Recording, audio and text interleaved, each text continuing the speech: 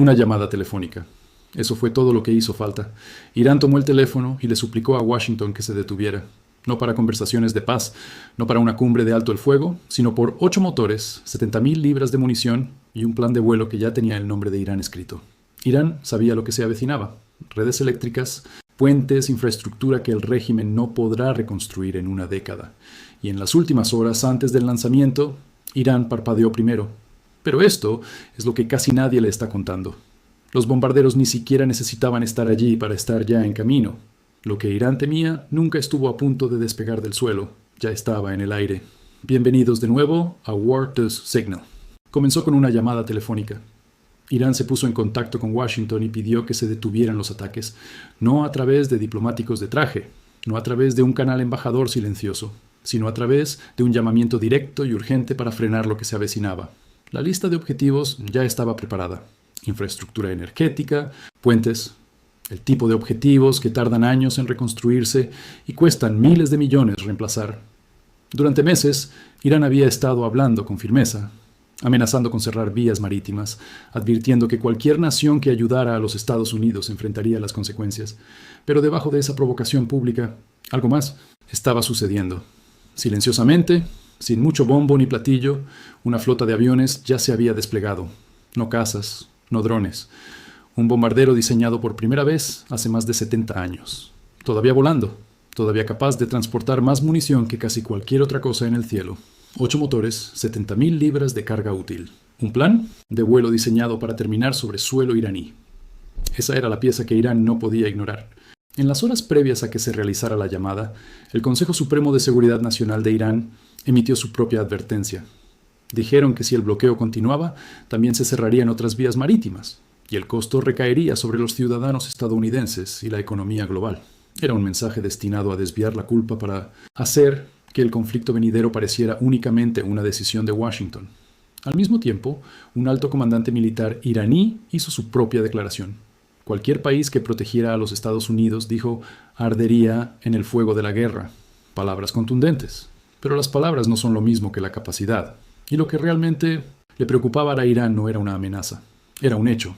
Los bombarderos ya se estaban moviendo. No necesitaban aterrizar en la región para atacarla. Podían despegar de su propio suelo, volar durante horas, entregar su carga útil y regresar, sin tocar suelo cerca de Irán en absoluto. Ese único detalle cambió todo el cálculo.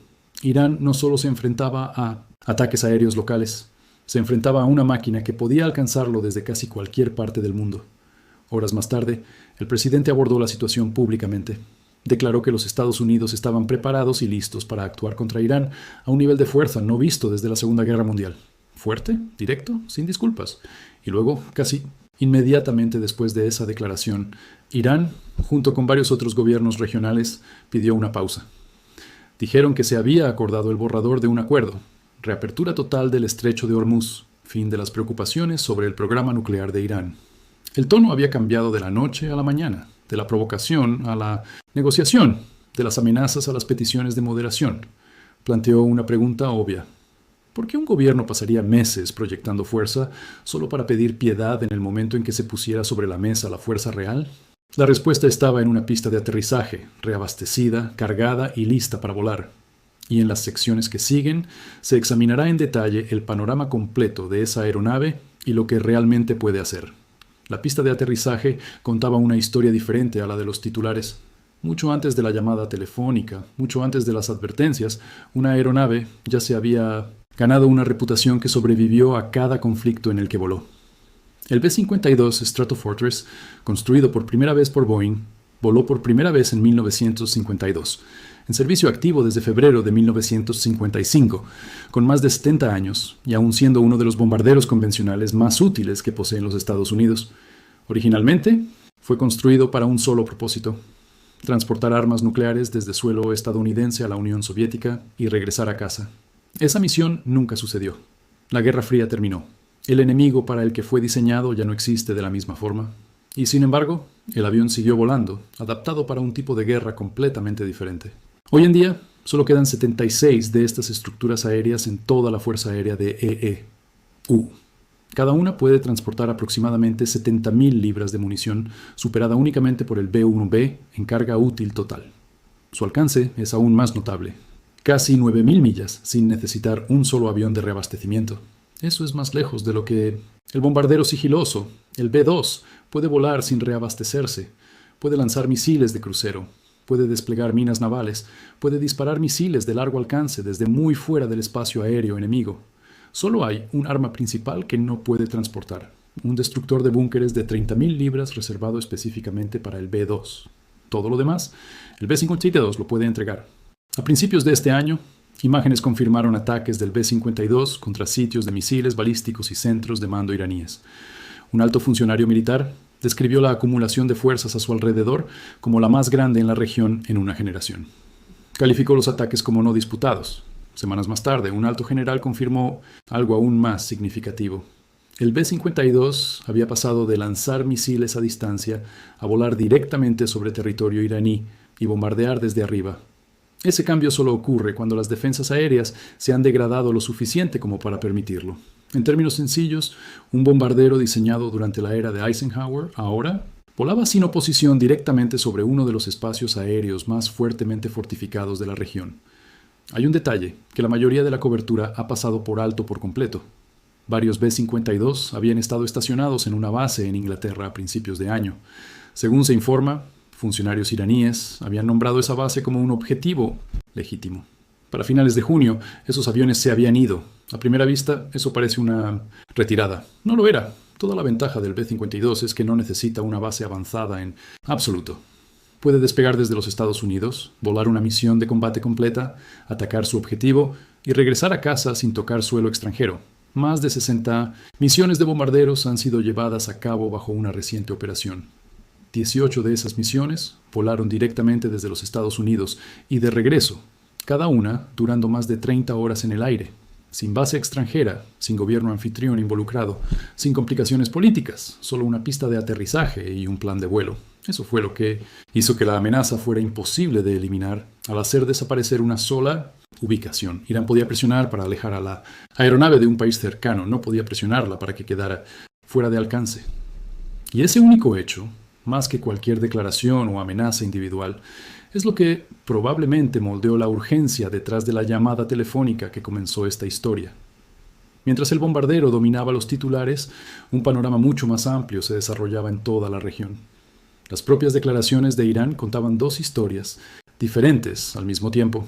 Tasnim News, un portavoz vinculado al Segrip, cuerpo de la Guardia Revolucionaria Islámica, afirmó que Irán estaba preparando un ataque masivo propio contra los Estados Unidos. Sonaba fuerte, pero el momento reveló algo más. La afirmación se produjo casi inmediatamente después de que los funcionarios estadounidenses describieran sus propios preparativos de ataque. Parecía menos un plan independiente y más una copia de lo que acababa de anunciarse. Al mismo tiempo, el ministro de Relaciones Exteriores de Irán estaba realizando sus propias llamadas. Advirtió a los funcionarios de Turquía, al comandante del ejército de Pakistán y a su homólogo saudí contra cualquier acción contra Irán. Un mensaje defensivo firme.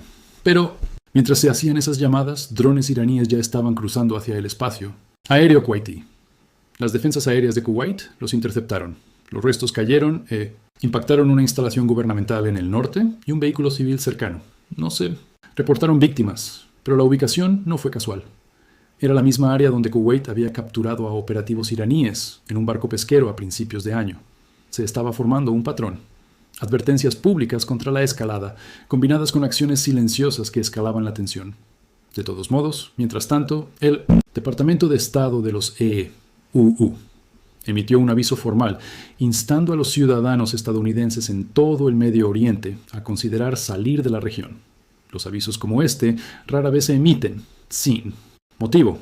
Por lo general, se emiten justo antes, no después, de una decisión militar importante. Al mismo tiempo, se reportaron 2 incidentes adicionales en el estrecho de Hormuz. Ninguno de ellos fue casual o aislado. Cada uno agregó presión a una situación que ya estaba cerca del punto de quiebre. Es importante ser claros sobre algo aquí. Irán no está completamente desarmado, pero está significativamente degradado. Su marina de alta mar se ha reducido. Sus sistemas integrados de defensa aérea se han debilitado. Lo que queda es una red de actores más pequeños, aún dispuestos a llevar a cabo lanzamientos de drones, operaciones de hostigamiento y ataques por poder en nombre del liderazgo militar de Irán. Esa capacidad es real, pero no es lo mismo que ser capaz de librar una guerra directa y prolongada. Y ahí es donde la desproporción más profunda se hace evidente. El principal punto de presión de Irán es el estrecho de Hormuz, pero cerrarlo conlleva un costo directo para el propio Irán. Cada barco bloqueado, cada ruta interrumpida añade presión a una economía que ya está bajo tensión. Irán no solo está amenazando al mundo, está amenazando su propia estabilidad financiera en el proceso. Mientras tanto, el bloqueo impuesto por las fuerzas de EEU y sus aliados se mantuvo plenamente en vigor. Los datos de envío sugerían que estaba funcionando. Esa desproporción, más que cualquier amenaza o declaración individual, explica el cambio de la provocación iraní a una solicitud directa de pausa. No fue simplemente diplomacia, fue necesidad. Un gobierno que veía debilitarse sus propios cimientos económicos mientras enfrentaba una capacidad militar que no tenía forma real de contrarrestar o retrasar. La retórica se mantuvo ruidosa, pero las acciones en el terreno contaban una historia mucho más silenciosa y urgente. Y esa historia más silenciosa es lo que en última instancia llevó a la solicitud que inició toda esta cadena de eventos. La pieza final de esta historia no se encuentra en absoluto en Irán. Se encuentra en patrones que se extienden mucho más allá de un país o un conflicto. En otra parte, se desarrollaba una operación separada. Las fuerzas de un país vecino atacaron refinerías de petróleo muy dentro del territorio de una nación rival, a más de 1000 millas de su propia frontera. Las imágenes verificadas mostraron columnas de humo que se levantaban desde los sitios del ataque. La misma operación también destruyó varias instalaciones de radar cercanas. El punto estratégico era simple. Una nación más pequeña había construido aviones de largo alcance lo suficientemente baratos como para obligar a una potencia mucho más grande a defender un área del tamaño de un continente entero. Luego destruyó los sistemas de radar que habrían detectado la siguiente ola. Al mismo tiempo, a miles de millas de distancia, la tensión naval aumentaba en una región marítima separada. Un grupo de portaaviones de EEU se movió a través de un estrecho angosto hacia aguas disputadas tras uno de los enfrentamientos más serios hasta el momento entre dos fuerzas de la Guardia Costera en esa región. Ninguno de estos eventos involucró a Irán directamente, pero ambos apuntan a la misma realidad subyacente. La presión militar está aumentando en múltiples regiones a la vez, no solo en una. Ahora, volvamos a la pregunta central que rodea a Irán. ¿Por qué la cronología de la campaña de ataques y su repentina cancelación cayeron tan cerca de la apertura de los mercados financieros el lunes? Ese momento no fue accidental. Este conflicto no solo se está midiendo en un calendario militar, se está midiendo en un calendario de materias primas, precios del petróleo, costos de envío, exposición económica global. Cada ataque y cada pausa conlleva una consecuencia financiera mucho más allá del campo de batalla. Al mirar hacia atrás al patrón de comportamiento de Irán, esto se aclara. En marzo hubo una pausa de 5 días, en abril, un alto el fuego temporal. Y esta vez, según los informes, altos funcionarios iraníes admitieron en conversaciones con periodistas internacionales que la pausa anterior en abril se utilizó específicamente para coordinar con grupos militantes aliados y expandir el conflicto, no para buscar la paz. Ese detalle importa. Sugiere que estas pausas no han sido pasos genuinos hacia una resolución. Se han utilizado como ventanas operativas, tiempo para reagruparse, tiempo para coordinar, tiempo para prepararse para la siguiente fase. Las exigencias públicas de Irán se centran en 2 cosas: el fin de lo que llama agresión extranjera y el reconocimiento de sus derechos nucleares. Pero la motivación más profunda parece ser algo mucho más inmediato: restaurar los ingresos portuarios, levantar el bloqueo que está dañando silenciosamente la economía de Irán cada día que continúa. La cuestión nuclear puede ser el argumento público, pero la presión financiera parece ser la verdadera fuerza impulsora detrás de la solicitud de una pausa. Mientras tanto, la capacidad que inició toda esta cadena de eventos no se ha ido a ninguna parte. Un bombardero de largo alcance capaz de llegar a Irán sin necesitar nunca una base avanzada permanece listo, sin complicaciones políticas, sin dependencia de una nación anfitriona, sin una ubicación fija a la cual apuntar en represalia. Esa es la pieza que Irán no puede simplemente esperar a que pase. Por ahora, se mantiene una frágil pausa. Queda por ver si se convierte en un cambio duradero o simplemente en otra ventana operativa como las anteriores. La postura militar no ha cambiado. La aeronave, el alcance y la preparación están todos en su lugar. Y eso, más que cualquier declaración de cualquiera de las partes, es lo que probablemente determinará lo que suceda.